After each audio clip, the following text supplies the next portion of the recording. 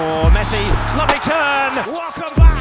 রাজা ফিরবেন বলে ফুটবল মাঠের সবুজ গালিচাও ছিল অধীর আগ্রহে। অবশেষে ৬২ দিন পর মাঠে নামলেন ম্যাজিক ম্যান লিওনেল মেসি। ক্লাবের হিসাবে ১০৫ দিন পর নামলেন ইন্টার মায়ামির জার্সিতে। মেসি ফিরবেন, ড্রিবলিং করবেন, ডিফেন্সকে বোকা বানাবেন, নান্দনিক গোল কিংবা অ্যাসিস্ট করবেন, এসবই তো অনুমেয় ছিল। হলো তাই। কোনোটাই যে বাদ দেননি আর্জেন্টাইন জাদুকর। ব্যাপারটা ঠিক এমনই, আসলাম, দেখলাম আর জয় করলাম।